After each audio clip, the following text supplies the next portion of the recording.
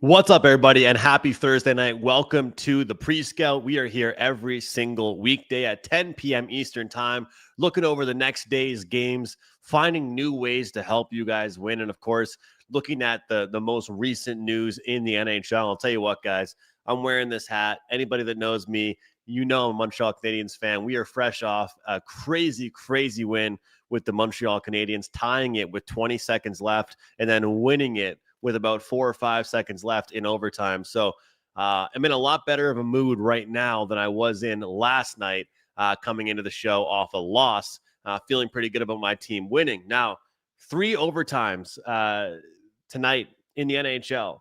Ottawa, Seattle, Montreal, Nashville, Toronto, and the Rangers. Toronto, Austin Matthews win it 2-1. Montreal and Cole Caulfield 3-2. And how about those Ottawa Senators 4-3? Great game for them as well. New Jersey takes down Florida 3-1. Colorado takes down Columbus 4-1.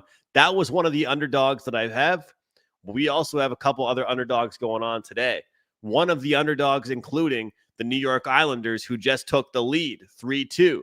So I'm really pumped about that. I also have another underdog going, which is the Vancouver Canucks, who are winning 4-2. They were down 2-0, and now they are up 4-2. So super exciting. But, guys, a smaller slate for tomorrow, for the Friday. So I always want to try and get a guest on for Thursday just to talk about concepts, just to talk about things overall. And, you know, it's a smaller slate, so we're going to talk about different things. We got Chris Otto joining us, and Chris, he knows his stuff. And shout out to Chris for just always providing such great information to all of us on Twitter, to everybody in the hockey handicapping, community. And we're going to talk to Chris to get some great information out of him because he knows what he's doing and he cashes a lot of tickets, whether it's first period, second period, third period, or even full game totals. I feel like Chris is the totals guy. So shout out to Isaac, shout out to Brett, shout out to Timothy. Shout out to all of you guys with me right now here in the chat. Isaac says, before I bash Dobish and the Habs, what were they doing? I don't know. Trying to get that puck out there, I guess. But he really turned things around. Let's not waste any time, though. I'm happy to bring in Chris Otto. Chris, how are you? Great to see you. Doing good. Thank you for the intro there, Andrew. Great to join everybody tonight. Hey, thanks so much for being here with me and coming on the show. And look, it was awesome every single day to get those tweets from you. You DM'd a whole crew of us and say, hey, look, here's the info for today. And you know, last year I took off betting props, and this year I'm back doing it. And props, a lot of it's about matchups and stuff, but let's be honest, it's a lot about streaks as well, right? This guy is scoring a ton of goals lately. This guy's got a bunch of points lately. And would you agree a little bit that the period totals, whether it's first, second, or third, can be a lot about streaks as well? Even though the matchup matters, you catch a certain team on a streak. I'll think back to like many years ago when Alex B. Smith got on with the Chicago Blackhawks first period total. I think it was like 15 in a row. And at one point it was minus 115. By the end of the run, it was like minus 190 just over first period total. So what made you specifically get into those period totals? Well, that's exactly when it started. That run, I think that was in 2017, maybe, when the Blackhawks, there were 6 teams that year that really took off on the first period totals. And you're right, the betting lines didn't really catch up that entire season because it was a new thing, right? Nobody had really been betting first periods all that much. At least with any kind of volume, and made a killing that year, just tailing those 5 or 6 teams that every night we're going over. So yeah, a lot of it's about streaks. The tricky part about betting streaks is streaks usually do come to an end at some point. So my goal is I usually try and catch the streak early and then ride it as long as I can. We're seeing it this year with New York, another first period under tonight. I think that's 6 straight to start the season. So I'm going to be on that. They are going to go over at some point, but I've been on it since the start. So I'm going to ride that out to the end. So yeah, it's streak betting. Some people don't like that, especially if you're coming in late on the streak. Sometimes that's a little intimidating to jump in. So like I said, I'm going to lose bets, but I try and catch the streaks early, and then I'm going to ride it all the way through.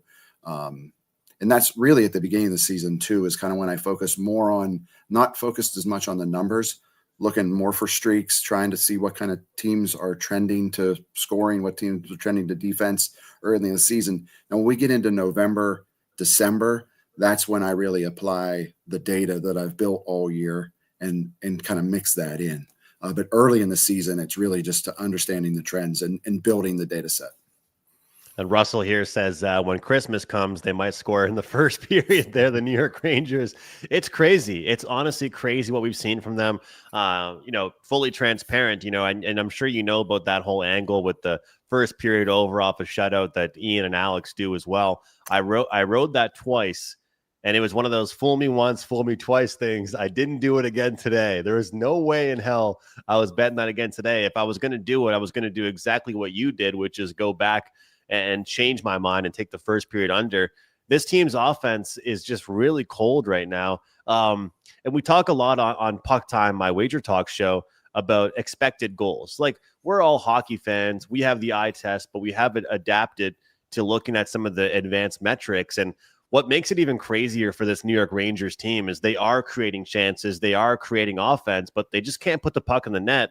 And for the fact that, they held the Maple Leafs to only a goal for obviously the whole entire game until overtime as well, they can be proud of themselves. But at the end of the day, they got to realize at this point, if you're not going to win the low scoring games, you're going to have to win those. And that's why I never got to the window with it. But 2 nights ago on this show, I was breaking down the Buffalo Sabres and Ottawa game from yesterday.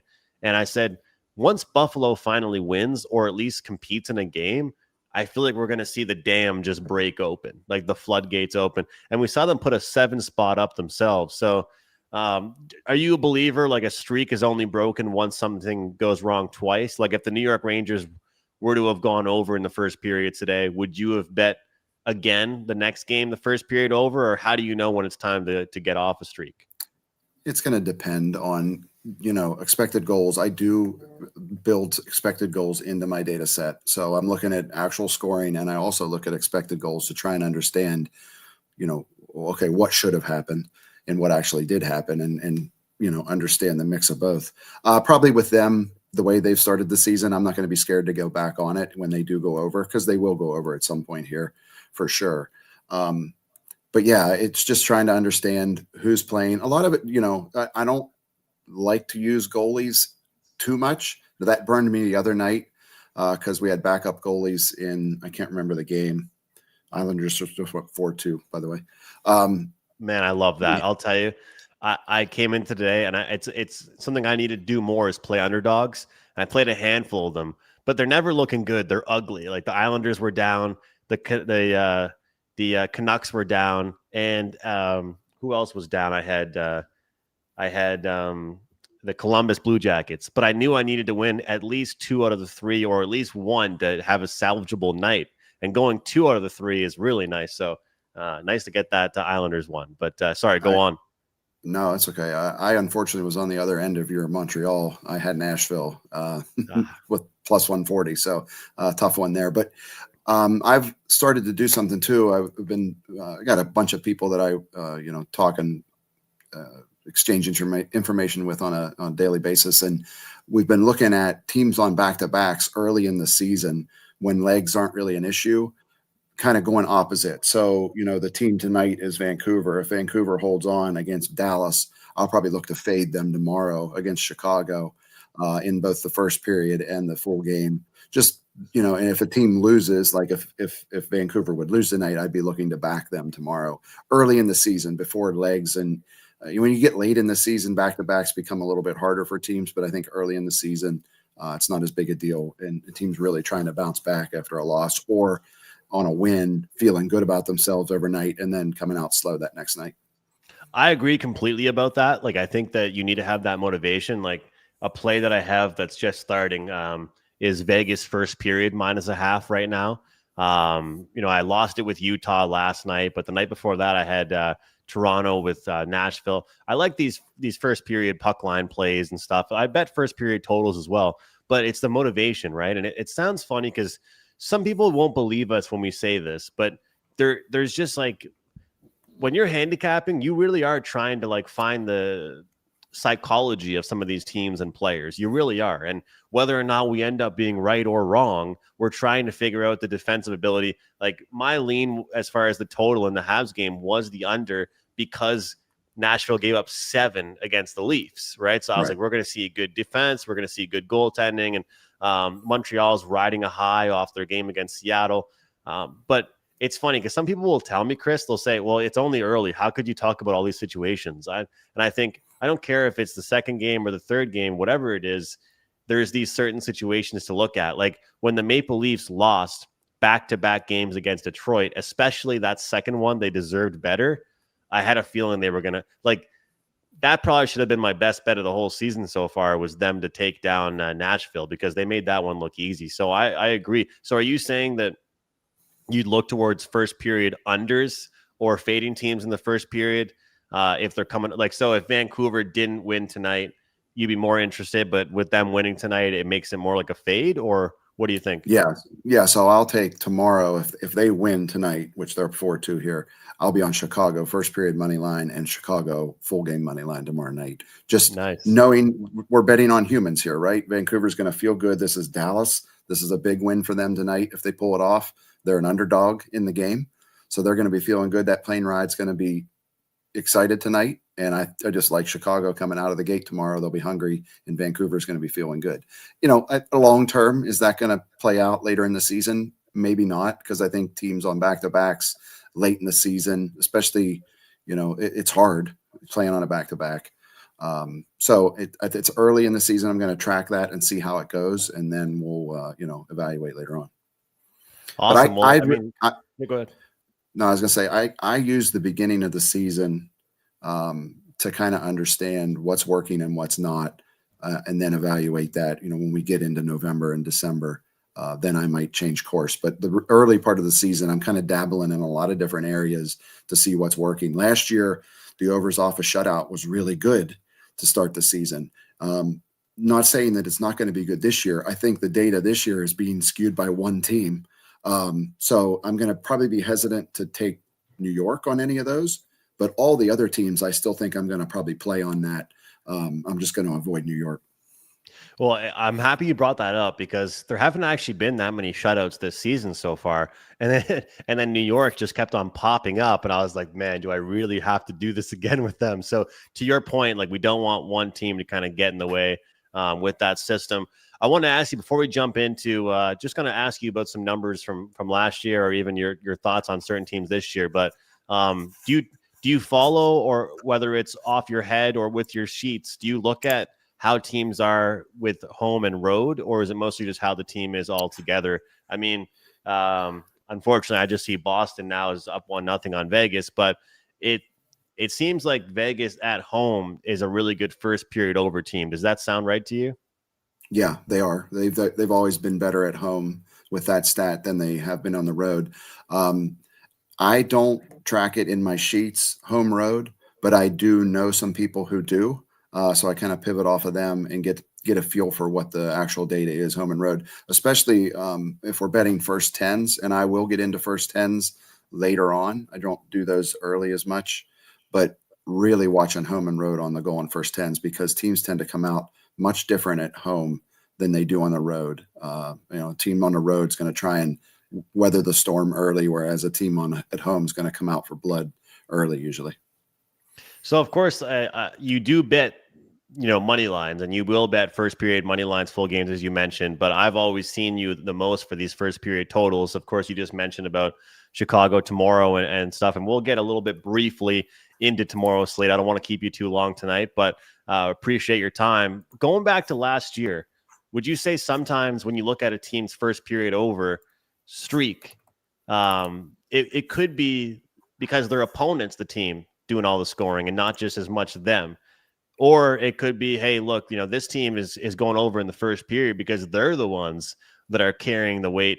I guess the question I'm asking you here is, does your sheet discriminate as far as the teams that are doing well with this first period over trend?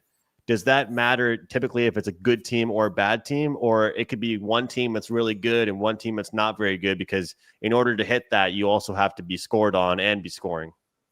Yeah, for the overs especially, it takes two to tango, right? You got to have a team that's willing to score, and obviously, I do track who's scoring the goals.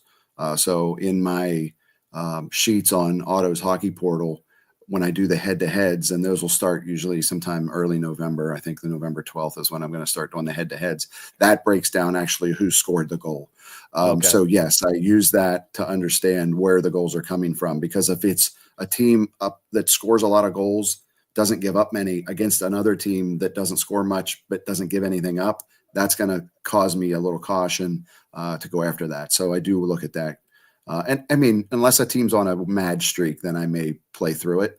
But if I'm starting a streak or early in a streak, I'll probably use that data a little bit more.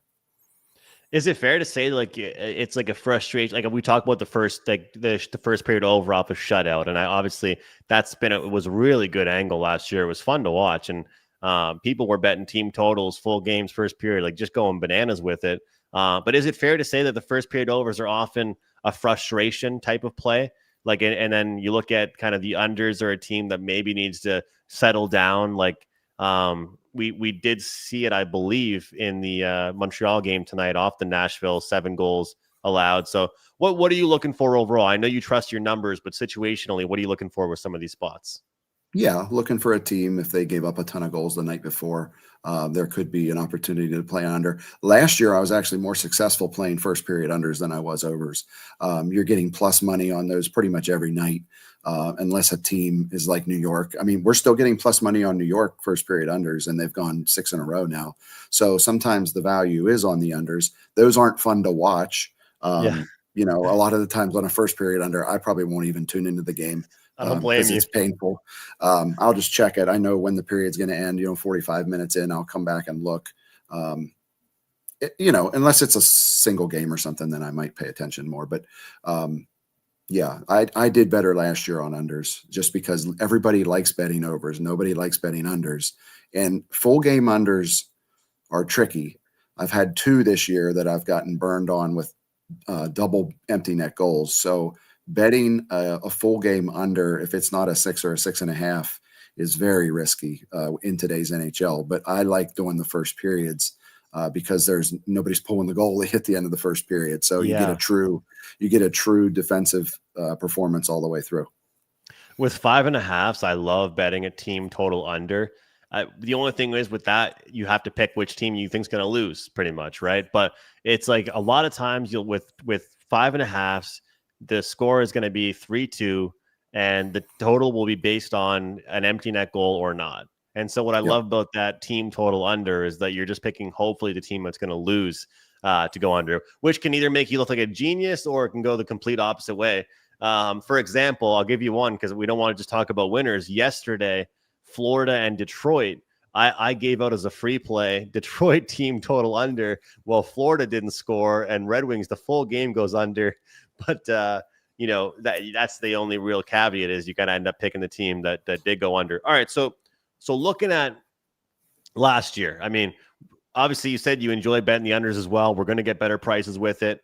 I'll be completely straight with you. I have never really bet that many first period unders. I'm willing to explore that market because of what you said. Who likes to deal with the empty net goals? They screw everybody. So who are some of the teams that treated you well? What do your numbers tell you about last year for the teams that hit the over in the first period and the teams that hit the under in the first period quite a bit? Yeah, last year was a weird year. There wasn't a lot of success on the first period overs. Washington was the best team down the stretch. They finished number 1 with first period overs. Now, I think they were really, really geared up to score last year when Ovechkin was going for the record. So they were coming out guns blazing pretty much every game trying to get points on the board. And they were also giving up goals. So it was a good mix of both. Unders wise, last year, New Jersey and Calgary were the 2 best for the year at the first period. And Calgary was a combination of good defense and goaltending. So those were really the main teams I had focused on last year. In that this year so far, obviously New York is the best at the unders, where they're perfect. But Philadelphia and Carolina also both perfect so far to first period unders. Vancouver was until tonight. Dallas got 2 in the first period to stop that trend. But yeah, so far 3 teams this year haven't given up a goal in the first period, or haven't gone over in the first period. And like when you look at some of these teams, do you take into account like the fact that travel and that kind of stuff, or it's more so like, hey, we're just going to rock with the system? It's factored in, but if a team is on a long streak, I'm probably going to play through it, unless it's a really, really odd spot, or an outdoor game or something like that. I don't like betting them on the outdoor games, but yeah, I mean, I factor it in for sure, but it might not keep me off of it. A lot of it's going to depend on the number too. Yeah, I got to ask, I mean, are you a live betting guy? I think I've seen some out of you before, but live betting can be a dangerous game, but I do think in the NHL, especially with those period totals, I'll tell you, you talked about making a killing with the first period overs years ago. During the COVID bubble season, like a handful of years ago, I crushed it with the third period overs. You were just seeing the empty netter. And what I started to do, Chris, was just because they always want to bait you with the 2.5 plus money. And so at my book, it was giving me 1.5 heavy juice or 2.5 plus money. And I was just like, forget it. I don't care if you offer me big plus money with the 2.5. I'll take it. Got up to a minus 180 at one point with these third period overs. And what was happening was one team was scoring and then I was getting an empty net, or the other team would score as well, and then it ends up being a tie and going to overtime or whatever it might be. So I love the third period overs, especially when you've got a game where the teams have been trading all game long. I know that sometimes you don't see that late in the season because, as Alex B. Smith will tell us, the overtimes. Teams are playing for overtimes. If you tie it up, maybe both teams, we always joke around, they sit around, they sing Kumbaya, and they want to get 1 point each. But sure. What about your live bettings? Let's take away the first period for a second and talk about some of the other periods. What do you think about those? And Russell says here, what about live first period betting? I know Alex does that quite a bit in order to get a better price on some stuff. Maybe wait until 3 or 4 minutes to get a better number. Yeah, you can absolutely do that. I've done that in the past. My issue is I'm a busy guy, so I don't have, I'm not sitting around most nights watching the games live. So it's a little harder for me. I have kids and I'm involved in different activities. So I don't do a lot of live betting. I will pay attention though, if there's a game that I think has good pace, if there's been a lot of shots on goal and it goes scoreless in the first, that's a really good opportunity to come in with a live over or a live second period bet. Usually those games open up in the second period if they've gone scoreless in the first. But yeah, third period overs, you'll see throughout the season as I start to log the data, there will be teams that get on significant streaks in the third period because their coaches either are, you'll identify trends that guys pull goalie with 3-4 minutes left. So we'll understand who those teams are and be able to attack. Some coaches definitely a hell of a lot more than others. You can see John Cooper. I mean, I remember with Patrick Waugh when he was, with the Colorado Avalanche, like it was like 5 minutes to go in a game. He's like, yep, come on over here. He had no problem with it whatsoever. So, you were talking about this season so far, and I know you let your numbers speak, but at the top of your head, before we jump into tomorrow's slate, I mean, if you were to guess which teams you think you'll end up on quite a bit going into this season in the next couple months here, I mean, which teams do you think are going to be on your radar? And I know you're a price guy, so the price definitely does matter, but which teams do you think will be at it again? And could Chicago keep being that team? Because they are a young team. They have a bunch of new studs, a bunch of young players, but maybe their defense isn't great, so they could give one and take one as well. Who are some teams that you can project for higher scoring and low scoring games? Yeah, to start this season, I think Anaheim is a team that I'm going to be looking at quite a bit. First period over-wise, they seem to have a pretty their offense is moving. They're moving the puck well. They're shooting the puck a lot. That was their issue before. They didn't shoot. They're getting shots on goal now, so I like them. The Islanders, surprisingly, have been an over team so far to start the year. They went over again tonight, so that's 4 straight for them to start the season. First period over, so I'll be riding that. The other team is Chicago. I like them so far this year. Ottawa and Buffalo. I think Buffalo is going to be a team that they're going to probably give up a lot of goals, but they had good pace last night in that game. I was kind of waiting for them to break out like you were. So I think Buffalo's team I'll be watching closely. Unders wise, it's going to be New York. Philly looks like they want to play slow. Carolina has always been kind of an under team in the first period, so they're probably one I'll be watching on the unders.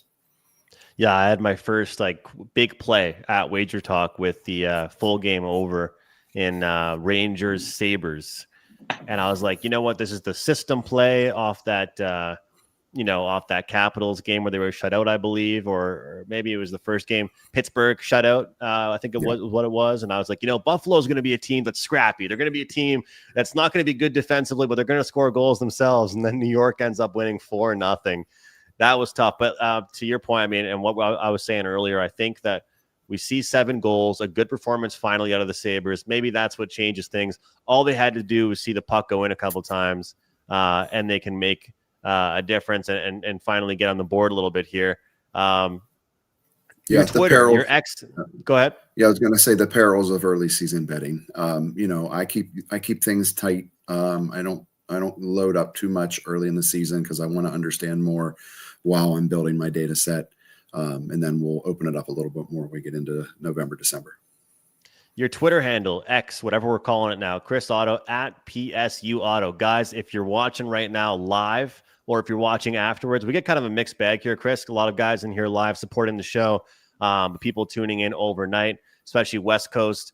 Guys, give Chris a follow at PSU Auto. A lot of great information. We don't want to get your DMs bombarded by any means with questions, but if you guys go to his page, and it's what are the days people can expect to see information? Usually you're posting at certain days, right? Yeah, usually Sunday, Tuesday, Thursday. Are going to be the days when I want to try and get things out. So we'll start the week and then we'll get data back out on Tuesday after the big slate of games, and then usually on Thursday going into the weekend. Thursday or Friday, depends what my schedule looks like, but usually 3 days a week on that. I do run a Patreon site as well, autoshockeyportal.com, $10 a month there to join. You can access the spreadsheets and get the daily matchups. I do the matchups head to head of each team so you can understand the trends in those specific games. That comes out. Usually I'll start posting the day-to-day stuff in November. I got to build a data set before we start doing that. I don't want to lead anybody with only 6 or 7 games. We got to build a good data set before we start to do that. Yeah, there's certain things to look at, and certain times you almost want to wait till things go. Here's a question here from Russell, and appreciate all the questions here. And Timothy says, can you share that in the chat? I did that for you, so you should be getting a follow from Timothy on Twitter. But how are you going to play a Canes and Ducks first period, or would it be a pass with Canes slow start and the Ducks obviously being a faster start? Yep, that'll be a pass tomorrow. I got a team that hasn't given up a first period over against a team that has gone over every game. So I'll probably just watch that one and see which trend wins out. I do usually lean to the better team. So in that instance, I would probably lean more to the under with Carolina, but it's early in the season. I don't have to bet every game. So I'll probably watch that one and see what wins. All right, Chris. Well, let's just really quick look at some of the stuff for tomorrow. You've already mentioned it here. Looking at my odds logic page, looking at some of the numbers here, Minnesota, Washington, Tampa, Detroit, Vancouver, Chicago. You've talked about that game a little bit, in San Jose, Utah here. We'll just go in order, or you can kind of throw out some feelers for what you think here. Minus 128, the opening number. We've seen a little bit of money come in on Minnesota, the road team. Detroit here, guys. I'm just going to tell you this here, guys. Detroit's looked really good, but this is not a team that I think is going to be a team that's going to go on huge streaks. The only thing I will say is that with this Tampa Bay Lightning team, they probably deserved better in their Capitals loss, but they lost in overtime. They're not going to be happy. They're going to come off a couple nights rest. It could be a good spot to take a look at overnight on this Lightning team. It's kind of funny, Chris, with handicapping, we don't plan on anything. We're supposed to be betting numbers, right? I've been involved in 4 Tampa Bay Lightning games, and I'm 3 for 4. I've bet on them 3 times, and I've gone against them once. So it's kind of funny, and it's kind of a cool feeling that I've won money on Tampa a couple times, and then I decided last game we're going to go on the Capitals. And like I said, I don't think I really deserve to win that. So, guys, I will throw it out there that I do think Tampa might end up being a team on my card one more time. We'll see what happens there with that one. But take it away. I mean, first period, full game. What do you like tomorrow on the slate? Yeah, I was just going to say it's sunny sometimes where numbers will take you. You'll end up on a team multiple times that you never dreamed you'd be betting on. All right, yeah. So tomorrow, Minnesota, Washington. No real play on the side there. Slight lean to the over, full game at 5.5. I show a little value there, but I haven't bet it yet. I'm kind of waiting to see what happens there. Maybe want to wait and see what goalies we get. The Tampa Detroit game, that's going to be an over for me. I like it at 6. I think that will probably move to 6.5 tomorrow. Given Tampa, they've been scoring a lot, and Vasilevsky hasn't looked as sharp this year to start, so they've been giving up a few more goals. So I probably will be on an over there. Vancouver, I'm waiting. That is 4-3 right now with a minute left. So if Vancouver wins, I'll be betting Chicago first period money line, Chicago full game money line, and a first period under there. I think I'm going to go back to the under. They went over tonight. I feel like Vancouver's going to be an under team this year, so I probably will be on a first period under there. And then in San Jose, Utah, I like that first period under as well. I think Utah is going to be an under team. Just the way they're going to play. They played a pretty low and slow game the other night, so I'll probably be on that first period under against San Jose. I don't think San Jose is going to put up a ton of scoring pressure there, so I think that could be a slow first period.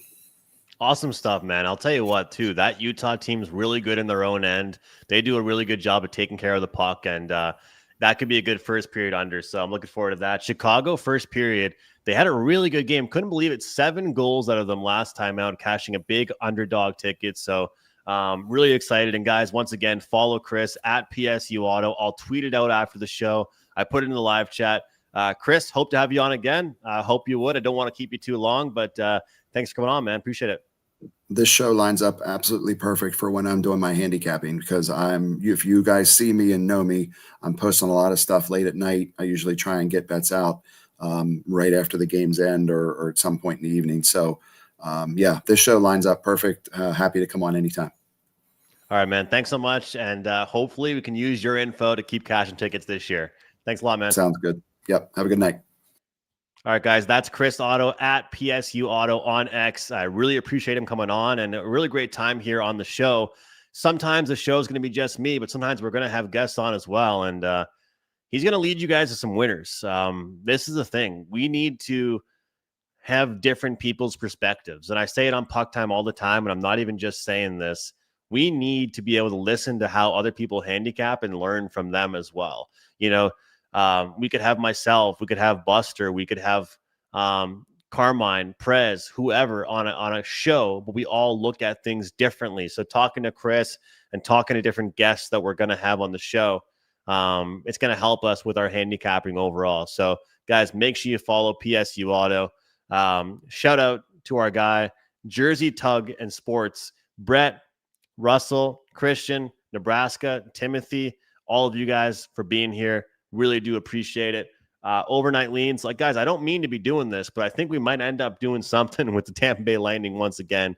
We'll see what ends up happening with that one. Vancouver, Chicago.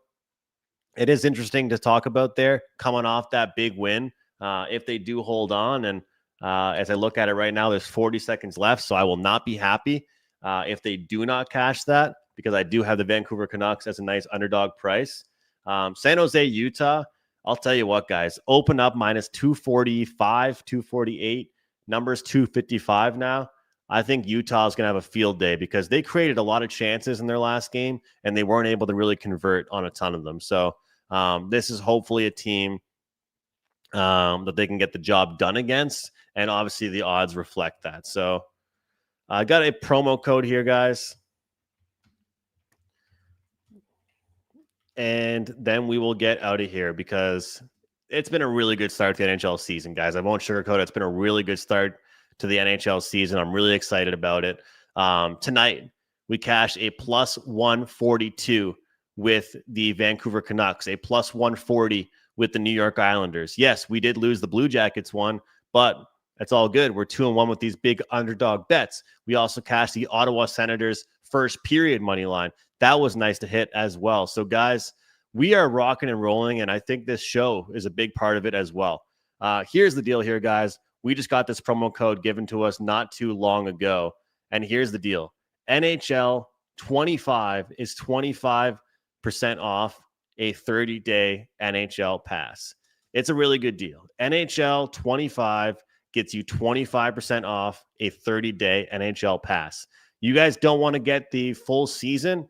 No problem whatsoever. If that's outside your price range or you want to test the waters a little bit here, NHL 25, guys, go to wt.buzz/AM, sign up with me, DM me, let me know you signed up, and we can rock and roll together, because between props, between team totals, between sides totals, it's going to be a really, really good season. I'm pumped about it, and I hope you guys join me every single night here, 10 p.m. Eastern. What's up, Drew? Came in late tonight. What games has he gone over so far? Drew, we just wrapped up. We had a great little interview with Chris Otto talking about first period totals and full game totals. Yeah, we're looking at a couple different games here. Tampa Bay, potentially something we're looking at. Utah, potentially trying to find a way to play them. And I'll tell you what, that Minnesota-Washington game, I think we might be looking at the Minnesota Wild in some way, shape, or form. But we'll see. I got a lot of work to do. Nothing is finalized. We wanted to come on, do the interview, give out a few picks, and move on to tomorrow's slate. So, guys, I'll see you on Puck Time, 11 a.m. Eastern. And Brett, to answer your question, it was about 2:30 in the morning, my time. So, yeah, not very great, but that's just the way it is. WagerTalk TV, guys. We're here every single night. Hit the like button, subscribe to the channel, leave a comment below, and thank you very much for watching. We'll see you tomorrow, same time, same place.